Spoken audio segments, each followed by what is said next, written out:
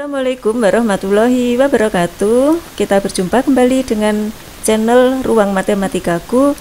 Kali ini kita akan belajar tentang ukuran penyebaran data, yaitu jangkauan simpangan kuartil, simpangan rata-rata, ragam, dan simpangan baku. Jadi selain kita telah dapat memberikan ukuran pemusatan dan ukuran letak data, kita juga akan dapat memberikan informasi tentang ukuran penyebaran data, yaitu kita akan dapat menggambarkan tingkat penyebaran data. Artinya, seberapa jauh data dari ukuran pemusatannya.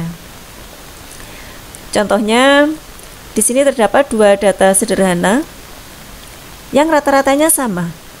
Tapi kalau kita lihat sekilas, di sini lebih beragam, ada nilai yang kecil, ada juga nilai yang besar. Berbeda dengan data yang kedua, di sini lebih seragam ya, lebih mengumpul, lebih dekat ke nilai rata-ratanya. Oke, untuk data yang pertama ini kita istilahkan lebih heterogen, sedangkan untuk data yang kedua kita istilahkan lebih homogen. Kita nanti juga akan bisa membandingkan keheterogenan data dengan melihat koefisien keragaman di akhir video nanti. Jadi simak terus video ini sampai akhir ya.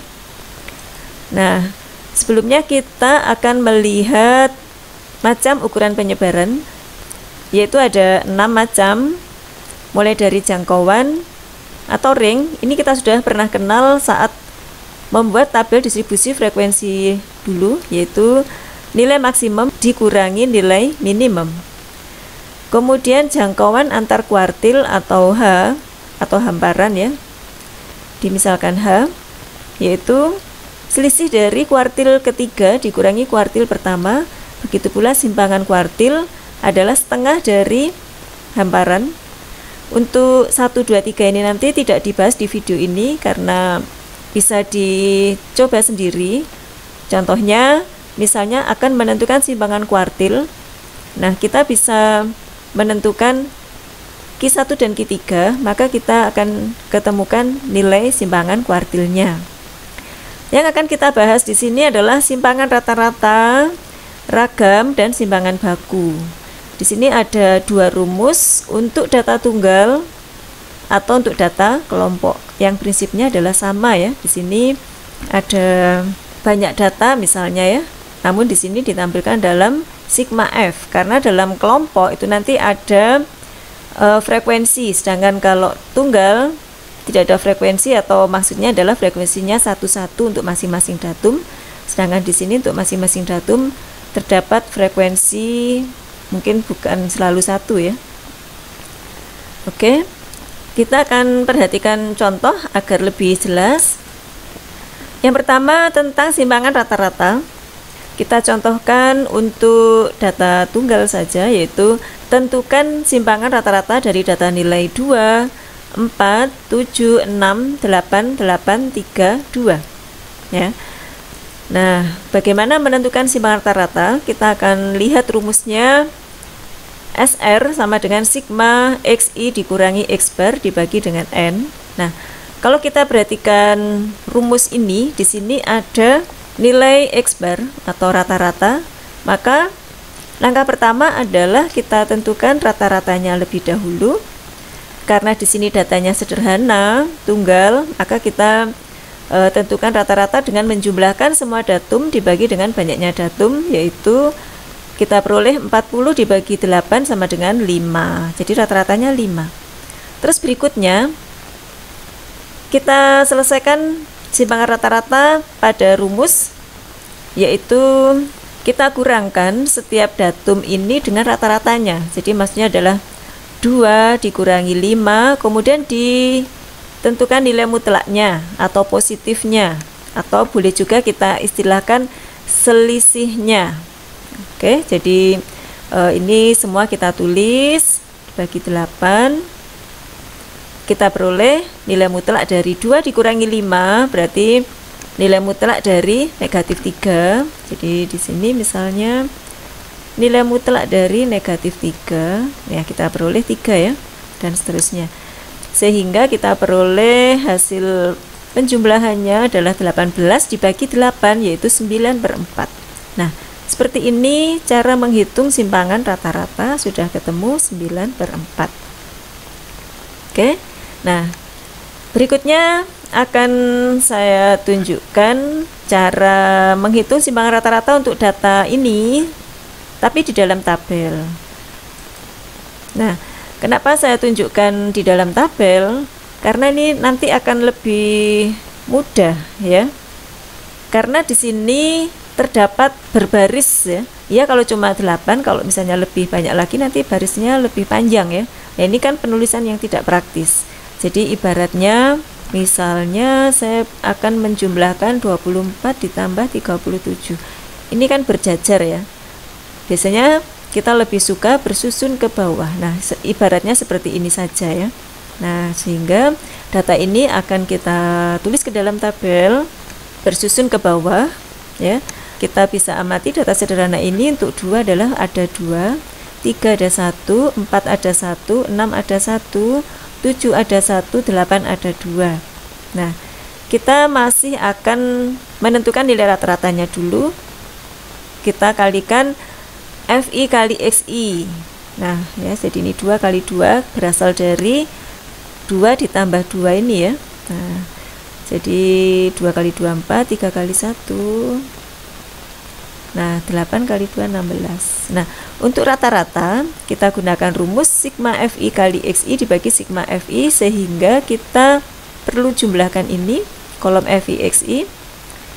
Berapa ini jumlahnya? 20 20 10 10, jadi 40 ya. Kemudian sigma FI adalah 8, sehingga rata-ratanya adalah 40 dibagi 8, 5.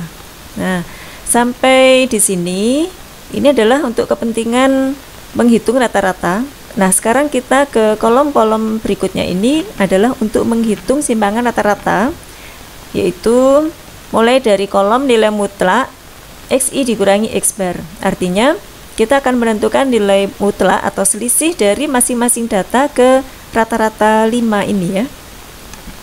Jadi ini artinya adalah 2 dikurangi 5, nilai mutlaknya adalah 3 ya. Atau kita permudah dengan istilah selisih, sehingga langsung saja di sini selisih 3 dan 5 adalah 2, 4 dan 5 1, 1, ini 2, ini 3. Nah, sekarang kita kalikan dengan F, karena kalau kita bandingkan tadi untuk selisih antara 2 ke 5 itu ada 2 ya. Nah, jadi ini kita kalikan 2, kalikan F, 3 kali 2, ini 1 kali 2, 1, 1, 2, 6. Nah, sekarang kita lihat rumusnya. Untuk simpangan rata-rata adalah di sini ada sigma, berarti ini dijumlah, yaitu berapa ini? 18 ya. Nah, jadi simpangan rata-ratanya adalah sigma F kali nilai mutlak ini, jadi kolom ini dibagi dengan sigma FI, berarti 18 dibagi 8, yaitu 9/4. Nah, tentunya sama dengan hasil perhitungan yang berbaris tadi ya. Hanya saja ini kita tulis secara vertikal agar tidak berbaris panjang ya, hanya teknis penulisan saja. Kalau saya lebih sering menuliskannya ke dalam tabel, meskipun masing-masing frekuensinya satu-satu ya, karena saya rasa lebih mudah dalam hal pengoperasian secara bersusun. Oke, berikutnya adalah contoh menentukan ragam dan simpangan baku. Kita ambilkan contoh data pada tabel distribusi frekuensi, yaitu usia pendaftar SIM A pada bulan Oktober 2020. Ada 6 kelas dengan frekuensinya masing-masing. Kita lihat dulu rumusnya. Nah, di sini masih dibutuhkan X bar atau rata-rata, sehingga langkah pertama kita akan menentukan rata-ratanya lebih dahulu. Kita akan menggunakan cara ketiga saja, sehingga langkah pertama tentukan nilai tengah setiap kelas dulu ya, yaitu 21 dan 25. Mungkin ini kita lihat angka satuannya saja. Kalau dijumlahkan 6, dibagi 23, puluhannya masih sama 2 sehingga nilai tengahnya adalah 23. Nah, di sini jaraknya ke batas bawah 2, maka berikutnya kita tambahkan 2 ke batas bawah setiap kelas ya. Jadi ini diperoleh 28, 33, 38, 43, 48. Oke. Nah, sekarang kita tetapkan rata-rata sementaranya 33. Sehingga di sini kita berikan 0, negatif 1, negatif 2. Untuk turun kita berikan 1, 2, 3. Kemudian kita kalikan dengan kolom frekuensi, yaitu negatif 4, negatif 8, 0, 6, 6, 6. Nah, kita ingat rumusnya adalah X bar sama dengan XS ditambah sigma FI/UI per sigma FI dikalikan panjang kelas. Jadi ini kita jumlah ya. Ini negatif 12, ini 12 jadi 0, hasil jumlahnya adalah 6. Di sini sigma FI-nya adalah 30. Sehingga kita hitung 33 ditambah 6 per 30 kali panjang kelasnya 21 sampai 25 itu adalah 5.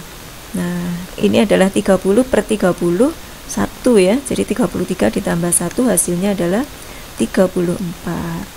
Nah, rata-ratanya 34.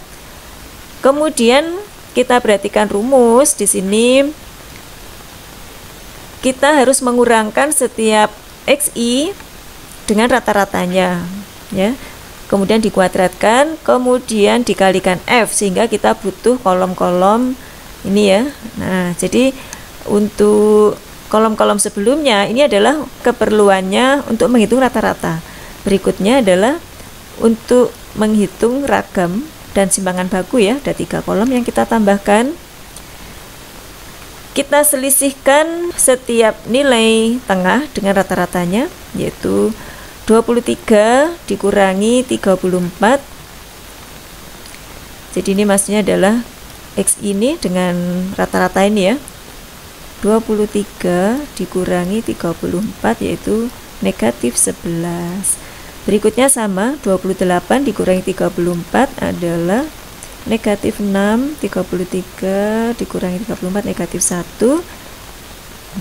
Berikutnya ini 9, ini 14. Oke. Nah, sekarang kita kuadratkan. Jadi kolom XI dikurangi X bar kita kuadratkan.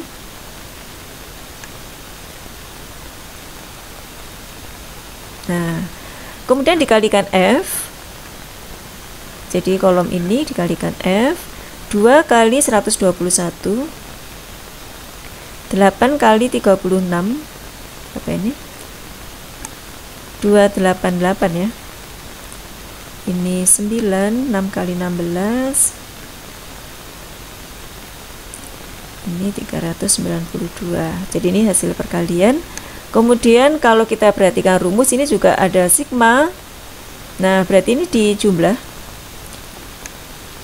Nah, oke.